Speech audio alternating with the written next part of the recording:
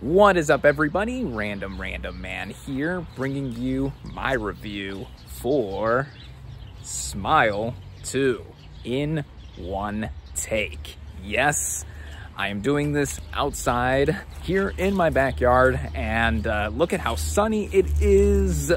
If you can tell from my audio, you can hear birds chirping and squirrels also chirping all over the place, if that's what you call it. After tomorrow, the weather here is going to consistently drop down, and we're really going to be into the full fall weather. So happy fall, y'all. So Smile 2. This is the sequel to the 2022 film, which was based on the short film of the same name, and it's a psychological supernatural horror film. And this time around, it follows a pop star who begins to experience increasingly disturbing events as she prepares for a tour. And going into this movie, I had some interest in it, even as someone who saw the first film and wasn't initially looking forward to that. But with my quick thoughts on the first film, I actually ended up enjoying the first Smile film. And it was a movie that played around with its concept that we had seen quite a bit of prior to that. But I think the way it was staged, the writer, producer, director Parker Finn making his feature directorial debut with that movie. Also, that film having originally been planned to go to Paramount Plus before getting a theatrical release, that was a smart move because the movie became such a blockbuster horror hit.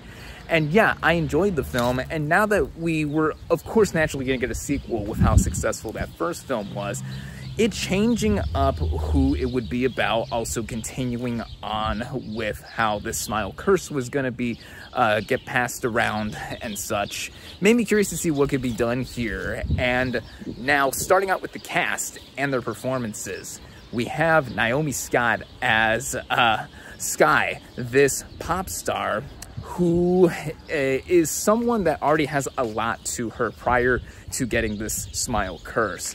She is recovering from both substance abuse and this car accident that really injured her back. And now again, having the Smile curse on top of it, it's just a lot. You can also hear a train horn behind me. Yeah, we're all outside, we're all outside. But with Scott as this character, you can already tell there's a lot on her there's a lot on her plate to play this character. Now, this is a capital A acting performance if I ever saw one, whether we're talking about a horror film or not, because Scott is a performer I have always enjoyed in the stuff that I previously saw her in. Going back to the days of Disney Channel, she was in that one movie, Lemonade Mouth.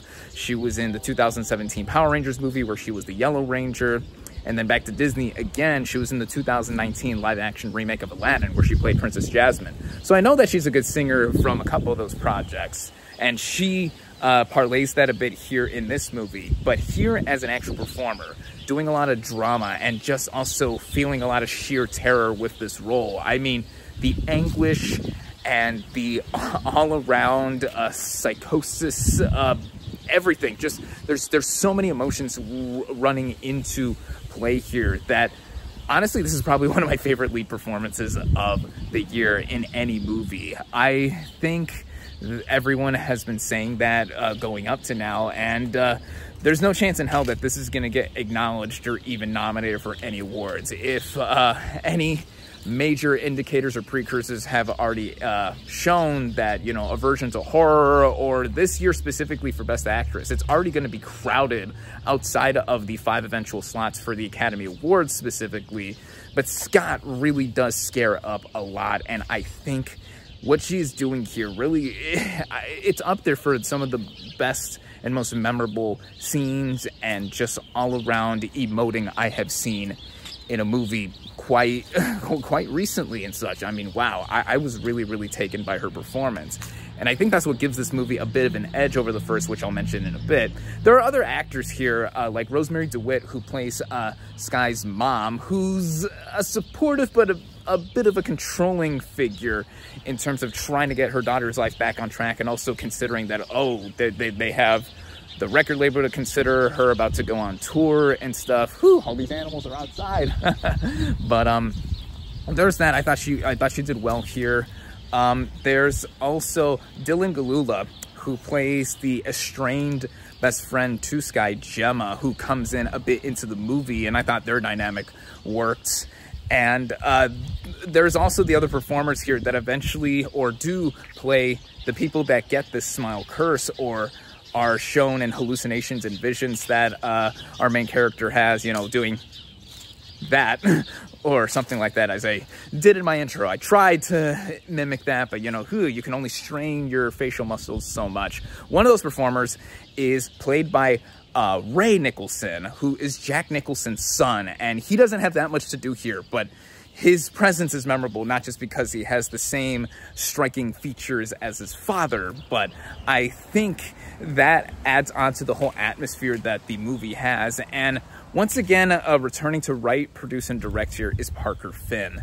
And right off the bat, he's playing around with this concept, but doing it with a pop star. And it's kind of interesting that this movie is coming 2 months after M. Night Shyamalan's Trap, which also surrounded a pop star for a good chunk of that movie. And that was also a thriller. This is a horror film, so adjacent to that.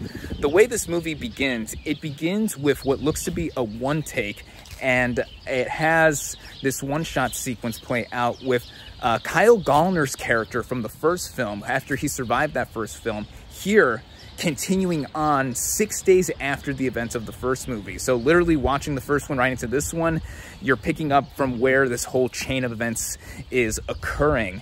And that was such a great way to open this movie. Ugh, I'm switching hands because my arms are getting tired, as I do with these kinds of videos. But yes, doing this, what looks to be a oneer at the beginning of this movie, and then continuing on and picking up with our main character, this is where I feel the movie, in terms of its flow, is immediately more interesting than the first film. The concept with how it was portrayed with Sosie Bacon playing this doctor character and her getting the curse and her trying to, you know, deal with that. Here with the whole thing of Sky being our main character, I think that the whole notion of her already being a recovering addict and this movie being kind of an allegory for that. There's a lot of allusions and metaphors that are at play here, not just with what the character is going through, but also in some of the thrills that we're seeing in the horror. I think that makes the movie graspable, more graspable, and having more substance than some other schlocky things that one would assume are usually pumped out, because that's what I thought the first film was going to be, and I ended up enjoying that movie regardless. Here, I think that is just leveled up. It is amped up. And then we also have a bit more of budget to play with, if I'm correct in terms of this movie stepping it up in terms of that. And also the technical elements in what we see here. I think that Finn, in terms of how he writes and directs here, he helms this thing to a focused level. There's some shots that are reminiscent of the first film and do play around with the camera. The cinematography in this movie is stunning. Sometimes we get some upside down visuals like we saw in the first film, though the film doesn't play around with that as much, but I think the movie is very crisply clean in terms of how it looks with its visual style. The original score, wow, especially once we get to the opening credits of this movie. It's very piercing. It helps set up the ambiance and the whole aura of the movie. And I saw this in a DTS auditorium at my local chain, their big XQ format. So I thought that helped in seeing this movie that way. And the way it goes around with its pace, the movie runs at just over 2 hours. And again, the flow with how it initially begins and then how it keeps going, because we do get a lot of moments alone with Naomi Scott and how she portrays her character. I was really into how we are seeing this character, and then of course there are jump scares here and there. Usually I think they are cheap, but a few of them did legit get me. And then how grisly and gruesome the movie is. I think it was all supplemented well. It wasn't just sheer shock value for the sake of being sheer shock value. I thought there was purpose, and also this being an extension of the first film, of course, that is what we're seeing, and it upping the ante, I feel. And I think the movie does mostly work well, and then there's one thing that happens, without getting into spoilers. 2/3 of the way into the movie, we get the introduction of a character played by Peter Jacobson. And again, without disclosing much, Basically, not a huge exposition dump, but quite a bit of information is unloaded on us that is also trying to connect back to the first film to try and explain what is really happening with the Smile curse and just how it all connects together. And it's going with Sky as our main player, and then also how to possibly set up the solution that would be transpiring at the end. Now, this didn't kill the movie for me personally, not per se, but I do think that the movie was already going for this kind of flow and basically emulating the first movie, but I thought to a more interesting degree with it following a pop star, that I thought that, it was something to consider, because the movie also had to end somehow and try to set up further stakes, or like the final thing that is at stake, so that we get to a resolution or so. So that's how I feel, because there's so many factors like put onto the pressure of our main character who's about to go on tour. She's coming back, you know, she's trying to reestablish herself. And, you know, that's what she has on the line here. And when the movie goes into its final 10 minutes or so, again, no spoilers, it certainly ends with a choice that I do think will not be for everyone, because it just ends. It just ends. And the movie already at many points was playing with our sense of perception, because certain things that we see were in the perspective of our main character, and certain things we are shown to be revealed, oh, they didn't actually happen, or they actually happened differently. The movie is playing with us the entire time, and that's why I was constantly engaged with seeing it more than I usually would for a horror movie, because in case you don't know, unless you're a regular viewer of mine, you would know that horror is my Horror is my least favorite genre of film, and I'm usually very picky about seeing stuff like that. I mean, I was asked last week if I was going to go and see Terrifier 3, which, first off, when the second film came out a couple years ago, I wasn't even aware that the first movie existed, and there was more lore to go into it behind that first film. And I'm sure fans of that series enjoy it for what it is, with all the blood, guts, and gore, whatever, and how grisly it would be. That kind of movie, though, in terms of the extent that it would go, from what I assume, again, I can't judge because I haven't seen any of them, I wouldn't think that would be for me. But with what Smile 2 does specifically, I think it struck a perfect balance, mostly for what it was going for. Aside from, yeah, the usual tropes are here, again, jump scares, certain kind of fake outs, or certain sequences that it would be expected in terms of the pace and just playing around with how the genre goes. But all in all, I feel that Smile 2 is a sinister and superior sequel to the first film, especially because of that central lead performance by Naomi Scott. She really brought it here. I loved what she did in this movie. For sure, this is the best performance I've seen from her in the few movies of hers that I've seen leading up until now. And, you know, this is going to be something that is going to make her a further star.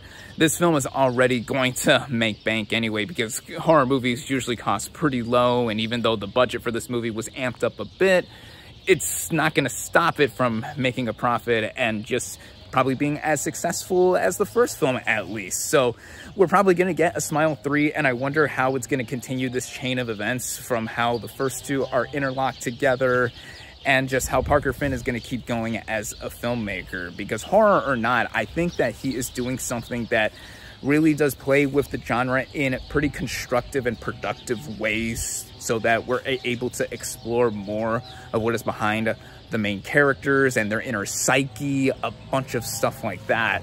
So that's why I herald this movie as much as I do, whether you would take into account how much of a person I am to be averse to horror or not. But, you know, The Shining is my favorite horror movie, if you want a barometer as to how much I like horror. And yeah, Jack Nicholson stars in that. His son stars in this, so connection there.